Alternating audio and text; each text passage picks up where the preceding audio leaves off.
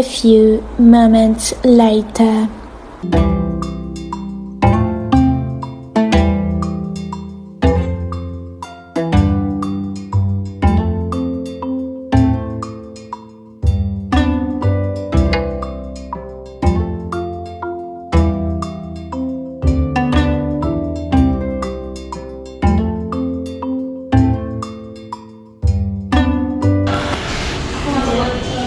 Baik, keanekaragaman budaya Indonesia, keanekaragaman dan warisan yang unik menunjukkan bahwa dalam sila ketiga Persatuan Indonesia, kita harus mengetahui begitu banyak keanekaragaman yang ada di Indonesia yang terdiri dari bahasa, suku, ras, agama, budaya, adat, kepercayaan, dan lain sebagainya.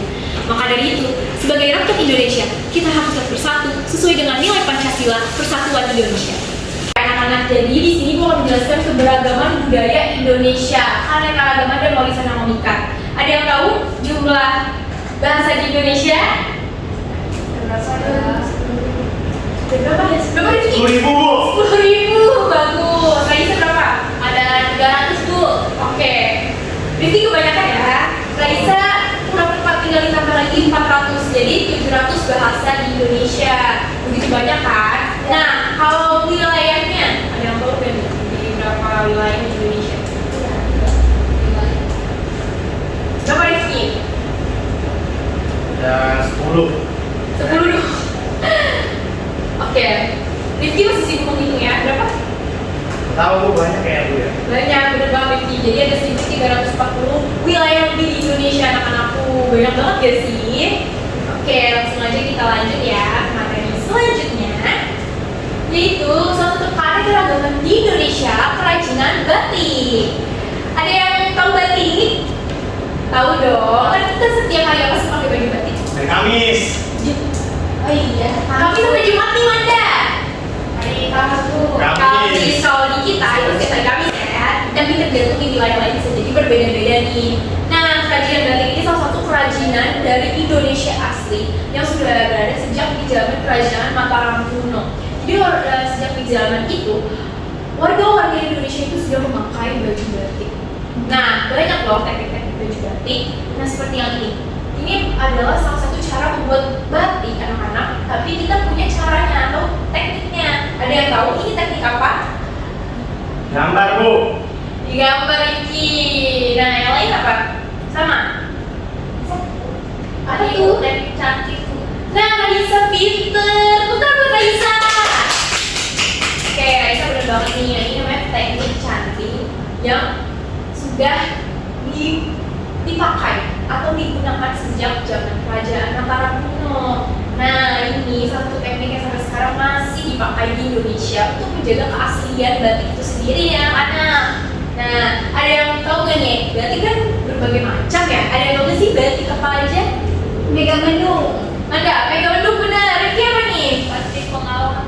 Raisa, batik Pekalongan. Terus Rifki? Batik ondel-ondel, Bu. Batik ondel-ondel, nggak salah. Ondel-ondel itu kayak gimana sih? Oke, nanti bisa lihat kita bareng ya Rifki. Nah, batik itu ada banyak banget, bener. Ada batik Trusmi, ada batik Cirebon, ada batik motif parang, beraneka ragam. Dan itu asli di Indonesia loh. Dan kalian anak-anak nih boleh main handphone gak sama orang tua? Belum boleh, Bu. Belum. Nah, karena belum boleh, kalian bisa nonton berita atau tanya ke orang tua kalian. Kita tanya, lebih tepatnya kasih tahu kalau batik ini sudah mendunia loh anak-anak. Jadi batik ini karena coraknya yang jarang dan hanya ditemukan di Indonesia, batik ini dijual ke luar negeri dan sudah sangat laku. Bahkan batik ini dijadikan pameran catwalk fashion show. Kalian tahu fashion show? Tahu. Tahu dong. Ada tentang fashion show. Ih, pada pinter. Tangan buat Manda.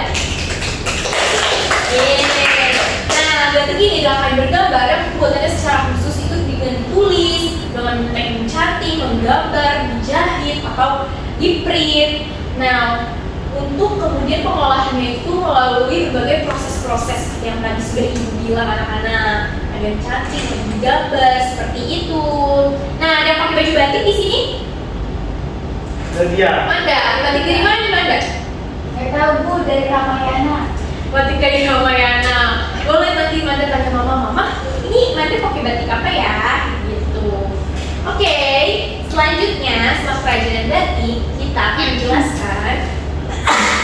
Puncak sejarah Monas tuh, Indonesia. Monas. Aduh, apa ini? Monas. Monas. Bener banget nih anak-anak. Ini Monas. Tapi sebelum kita jelasin Monas, kita bakalan jelasin dulu salah satu tempat sejarah di Indonesia, yaitu Puji Mandala. Ini ada pernah lihat anak-anak? Enggak. Belum. Oke, ibu akan menjelaskan ya. Apa sih Puji Mandala itu? Puji Mandala adalah pusat peribadatan yang ada di Bali. Dari peruntukan bagi warga atau wisatawan yang ingin beribadah di daerah Nusa Dua Bali. Nah, seperti itu penampilannya, jadi pusat peribadatan. Jadi mungkin di dalamnya itu banyak tempat ibadah. Seperti yang kita tahu, Indonesia juga beragam dengan agama kepercayaannya. Ada berapa agama di Indonesia? 6, Bu. Nah, apa aja yuk? Kita sebutin bareng-bareng. Yang pertama, Islam. Nah, terus Konghucu, Buddha, Kristen Protestan, dan benar Kristen Katolik. Tepuk tangan dong kita semua. Nah, karena agama itu banyak di Indonesia beragam, jadi di Indonesia itu ada pusat peribadatannya yang berada di Nusa Dua Bali, yaitu dinamakan Puji Mandala. Nah, teman-teman ada tahu nggak sih orang Bali itu memeluk agama apa sih? Hindu. Betul. Nah, orang-orang Bali ini rata-rata para pemeluknya itu memeluk agama Hindu. Nah, tempatnya kurang lebih seperti ini. Ada yang tahu nggak tempat ibadah orang Hindu itu apa? Pura. Betul, Raisa, itu pura. Coba ibu mau tanya lagi. Kalau Buddha? Kelenteng, Bu. Kelenteng. Salah ya? Nah, itu benar, tapi itu untuk Konghucu. Kalau Buddha itu vihara. Seperti itu. Oke, kita lanjut nih. Selanjutnya apa sih ini? Tadi? Monas. Monas. Di mana Monas? Itu rumah saya tuh, Bu. Dekat rumah Rifki. Ya. Di mana rumahnya? Rumahnya di itu, Jakarta Pusat. Nah, benar sekali. Nah, Monumen Nasional atau kita singkat Monas adalah monumen peringatan bersejarah setinggi 433 kaki yang terletak di pusat, tepat di tengah lapangan Medan Merdeka, Jakarta Pusat, dekat rumahnya Rifki, anak-anak. Nah, Monas ini didirikan untuk apa? Ada yang tahu? Untuk naikin. Untuk dinaikin. Rifki pernah naik ke atas Monas? Nggak pernah, Bu. Gak pernah. Ikut sama ibu nanti ya. Oke, mau Mau ikut, Bu? Mau ikut? Anda mau ikut juga? Raisa mau ikut? Mau ikut, Bu? Ayo, kita hari ini ikut ke Monas ya. Baik. Ayo. Yeay. Eh, Nah, selanjutnya, nah anak-anakku yang ibu cintai, Monas ini didirikan untuk mengenang perlawanan dan perjuangan rakyat Indonesia dalam merebut kemerdekaan dari pemerintah kolonial Kerajaan Belanda. Wow, dan ini juga, kalian tahu gak Monas ini yang warna kuningnya itu apa? Emas. Benar sekali, emas yang dibeli oleh Soekarno seberat beribu-ribu ton. Boleh diambil gak sih, Bu? Boleh. Tapi nanti Anda ditangkap polisi, alias Monas itu tidak boleh karena tempat bersejarah dan tidak boleh asal digunakan, apalagi dicuri. Kita tidak boleh main Mencuri. Hah? Mau ngapain Rifki? Kamu enggak? Oke, kita lanjut di Monas nih ya. Nah, ini tuh Monas nih besar sekali, dan di sekitar Monas itu juga banyak tempat-tempat wisata lain. Kayak kalian bisa naik kereta kelilingnya buat keliling Monas, ada perpustakaan nasional di sana. Ada yang belum pernah ke Monas? Saya, Bu. Saya, Bu. Ya, pernah, tapi belum pernah naik ke atasnya kan? Belum. Belum gitu ya. Oke, setelah kita tahu Monas nih, kita lanjut lagi nih ya. Nah, bunga khas Indonesia.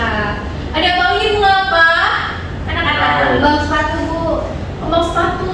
Iya, Yang lain ada yang tahu ini bunga Ada apa? sepatunya.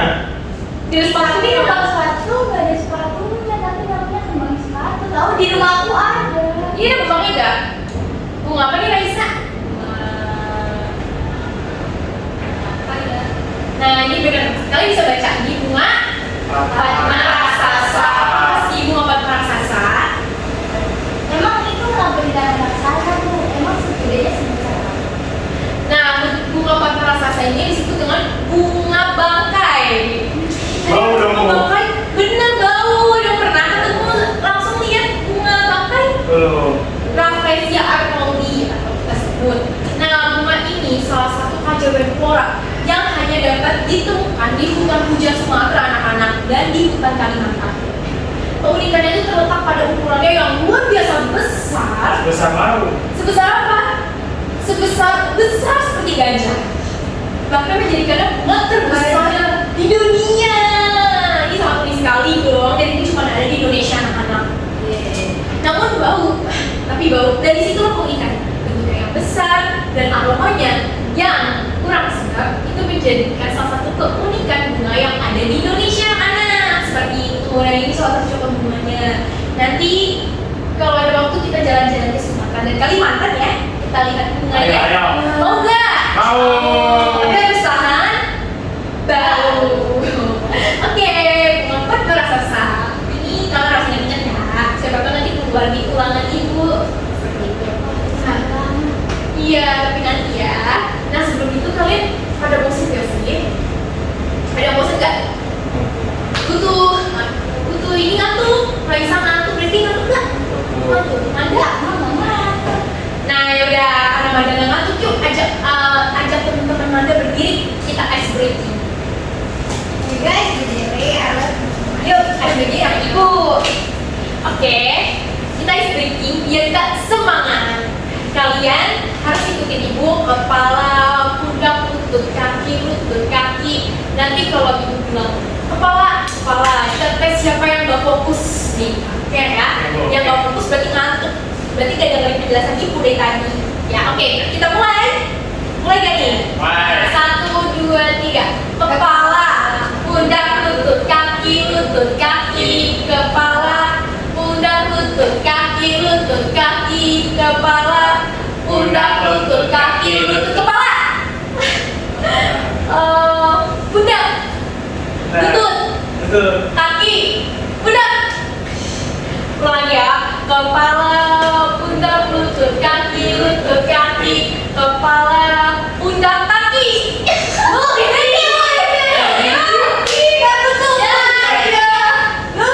Kamu lihat kan Raisa?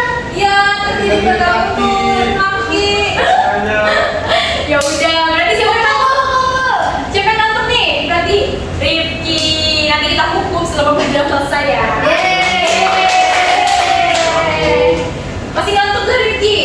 Enggak dong, yang lain? Semangat. Yuk kita lanjut lagi. Next slide. Lanjut ya.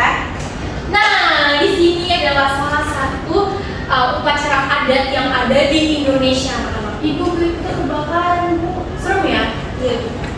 Tapi ini semua ada maknanya. Di sini adalah upacara ngaben. Ada tahu gak upacara ngaben itu berasal dari apa mana? Bali, Bu. Bener aja saya rasa pinter banget udah tadi Rifki. Dari mana nih Bali? Bali ya Bu. Yang mengadakannya agama apa? Hindu. Bener Rifki, walaupun dikasih tau Manda tapi gak apa-apa Rifki masih mau berpikir ya. Walaupun bantu Manda, oke kita lanjut ya. Apa sih upacara ngaben? Nah anak-anak, upacara ngaben adalah ritual kremasi atau pembakaran mayat dan jenazah yang diadakan oleh umat Hindu di Bali. Jadi kalau misalnya salah satu anggota keluarga di sana yang ada yang meninggal, misalnya adik atau kakak orang tua, itu sudah pasti ritualnya itu jenazahnya dibakar.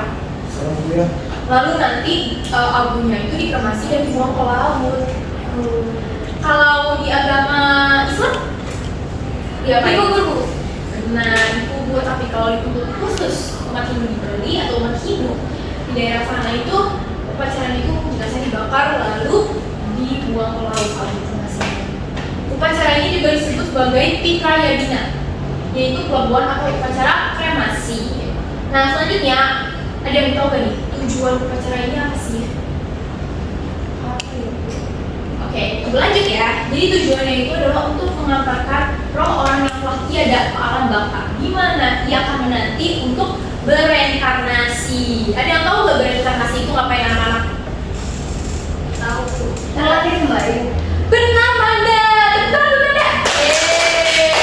Nah benar, jadi umat Hindu itu percaya anak-anak bahwa setiap jenazah yang sudah atau manusia yang sudah mati di sana itu akan bereinkarnasi atau akan terlahir kembali sebagai jiwa yang lain. Jadi apapun seperti itu. Nah ini adalah kepercayaan umat Hindu. Kita tidak boleh mencemoohnya, kita harus toleransi dan menghargai sesuai dengan sila kedua, dan juga kita harus bersatu sesuai dengan sila ketiga. Nah, jadi ini upacara ngaben. Kalau nanti anak-anak kita study tour misalnya ke Bali nih, kita bisa langsung tanya ke orang asli Bali upacaranya seperti apa, atau misalnya prakteknya langsung mungkin agaknya. Nanti kalian lihat dari jauh saja seperti itu. Nah, ini adalah upacara ngaben. Selanjutnya, nah ini adalah kuliner khas Indonesia. Jadi lapar, Bu. Aduh, Rifki lapar ya? Nanti ya, dengerin dulu, oke? Nah, di sini ada banyak nih. Ada sate ayam. Siapa pernah makan sate ayam? Saya. Ya, ada pernah semua ya. Nah, ada tahu gak nih sate ayam berasal dari mana? Dari mana aja? Dari mana aja? Nah, sate ayam ini kalian kan tinggal makan aja kan? Coba nanti tanya mama papa sate ayam dari mana gitu. Tapi sebelum kalian bertanya, sih kan tahu jawabannya sekarang karena ibu akan menjelaskan. Sate ayam ini adalah makanan yang berasal dari Jawa, katanya dipercaya. Karena sebenarnya sate ayam telah ada di berbagai daerah di Indonesia sejak lama. Namun banyak orang percaya awalnya itu dari Jawa asalnya. Seperti itu. Di berbagai daerah di Indonesia, sate ayam ini memiliki nama dan ciri khas yang berbeda-beda. Misalnya di Jawa Barat, sate ayam dikenal dengan nama sate Marangi di daerah itu. Sedangkan di Jawa Tengah, sate ayam dikenal dengan nama sate ayam Solo. Kalau di sini di Jakarta namanya apa? Sate ayam aja, Bu. Sate ayam aja kan? Oke, nah itu perbedaannya. Suka semua sate ayam? Suka. Suka, ibu juga suka. Selanjutnya nasi uduk. Udah pernah makan nasi uduk? Tadi saya makan itu, Bu, tadi pagi, Bu. Oh iya, Rifki selalu nasi Iya, uduk. nasi uduk, iya. Nah ini makanan nasihat juga nih, nasi uduk. Rifki, nasi uduk dari mana sih? Dari Betawi. Oh dari Kata mama Betawi. ya. Oh begitu, Rifki benar. Nah, Iya. nasi uduk ini dikenal sebagai makanan khas Betawi yang menjadi menu sarapan favorit warga Jakarta. Benar nih, semua makanan nasi uduk kadang-kadang kayak Iya, Bu. Rifki rajin. Kadang, Bu. Kadang. Iya. Nah, nasi uduk ini dibuat dari beras yang diaron atau diaduk terlebih dahulu dengan air santan, daun salam, daun jeruk, laos serai untuk kemudian dikukus hingga matang. Jadi seperti itu Rifki proses pembuatan nasi uduk. Kalau misalnya itu kayak ini enak rasanya gimana sih mama cara buatnya kayak gitu. Selanjutnya yang terakhir nih apa? Nasi padang. Siapa yang suka nasi padang? Nah benar. Nah ini adalah salah satu kuliner yang sangat populer di Indonesia yaitu nasi padang. Nasi padang adalah sebutan makanan khas. Ada yang tahu khas mana? Dari Padang. Benar, dari Minangkabau. Pintar, tepuk tangan dulu buat Rifki. Keren, Rifki dagangan tuh. Nah, nasi ini dibeli di restoran khusus yang biasanya dimiliki dan dikelola oleh orang Minangkabau. Restoran seperti ini dikenal dengan nama Rumah Makan Padang. Gitu. Banyak kan makan Padang di sini. Nah, isinya nasi Padang. Nah, di antara semua ini mana favorit kalian? Sate. Padang. Nasi Padang, nasi uduk. Wah, jadi masing-masing kalian punya favoritnya masing-masing ya. Berbeda-beda, kamu tetap Satu, dua. Nah, itulah persatuan Indonesia dari sila ketiga ya. Nah, oke, kita lanjut. Nah, ini dia. Ada juga nih kendaraan khas di Indonesia. Apa nih? Bajai. Bajai. Cung, siapa yang pernah naik bajai? Saya. Ya. Nah, Rifki, itu pernah naik bajai? Belum, Bu. Belum, cobain nanti sama Raisa sama Manda. Kamu ke daerah aja, Tebet. Tuh di daerah mana? Tebet, di sana ada. Banyak ya. Nah, belajarnya adalah beca bermotor roda 3 yang berperan sebagai transportasi umum bahkan sejak zaman penjajahan Belanda. Bajai ini sudah ada. Warga Jakarta menggunakan bajai dan sampai sekarang masih tetap ada dan harus tetap dilestarikan ya. Karena ini adalah salah satu kita mempertahankan budaya dan adat khas yang ada di Indonesia. Salah satu itu bajai di Betawi. Seperti itu. Oke, kita lanjut lagi. Nah, itu dia. Ini ada lagi apa?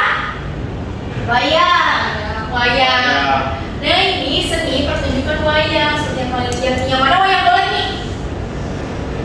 Ada tahu nggak? Yang kayaknya emang ada, Bu. Iya benar yang ini. Pinter. Kalian tahu nggak ini seni pertunjukan wayang? Nah, wayang ini berasal dari Jawa, yaitu seni pertunjukan tradisional asli Indonesia yang berasal dan berkembang pusat di Pulau Jawa dan Bali. Ada pernah nonton pertunjukan wayang? Belum, Bu. Kayaknya udah nggak pernah.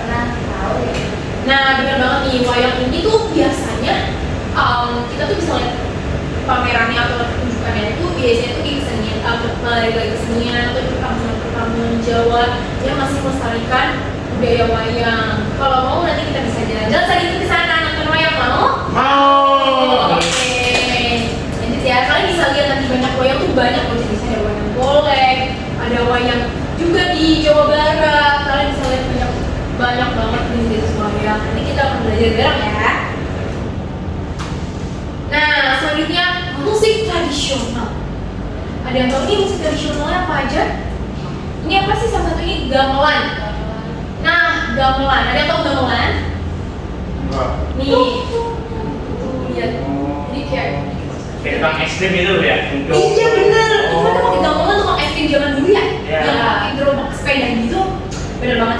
Nah, gamelan adalah salah satu alat musik tradisional yang masih eksis dari sampai saat ini, anak-anak, dalam berbagai acara adat hingga kesenian di masyarakat Jawa, ya di seluruh Jawa lebih tepatnya. Namanya ini ensemble musik. Ini terdiri dari beberapa alat musik tradisional, salah satunya itu seperti ada gong, sarong, bonang, suling dan sebagainya, dan disatukan menjadi gamelan.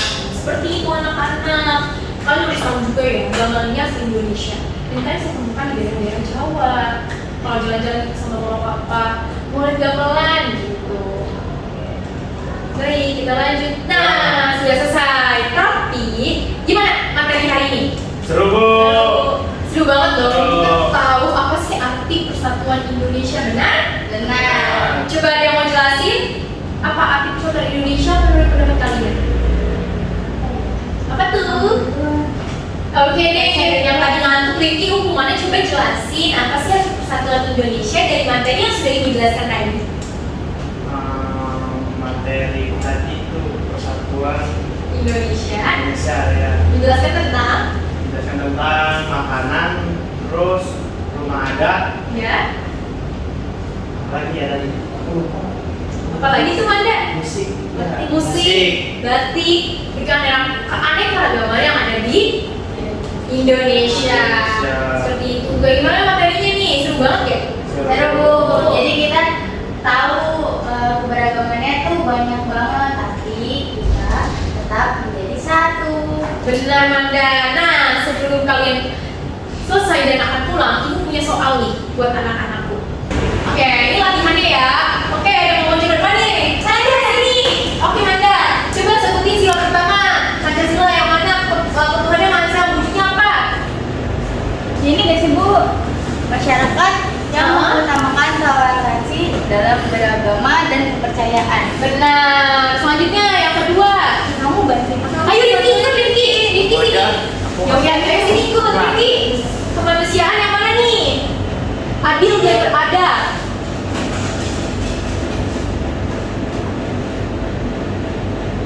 Yang mana nih? Yang ini ya.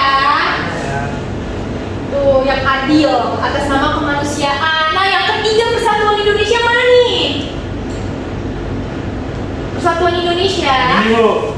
Nah, benar. Selanjutnya yang keempat akan kita lanjutkan di minggu depan bersama sila keempat dan kelima. Tepuk tangan. Alhamdulillah. Nah, jadi itulah inti dari materi kita hari ini mengenai sila ketiga, yaitu Persatuan Indonesia yang kita sebut dengan keanekaragamannya. Jadi anak-anak semua kita harus cinta tanah air, oke? Siap Bu, cinta Indonesia dan tunjukkan rasa nasional sekalian. Siap? Tangannya di dada.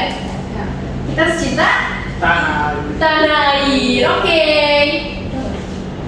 Oke, teman-teman, sebelum kita pulang, alangkah baiknya kita berdoa ya. Materi selesai. Rifki pimpin lagi dong doanya. Oke, sebelum pulang kita berdoa dulu. Berdoa dimulai. Berdoa selesai, memberi salam. Assalamualaikum warahmatullahi wabarakatuh. Waalaikumsalam. Pulang. Terima kasih Bu. Hati-hati jalan ya. Kasih Bu. Jalan.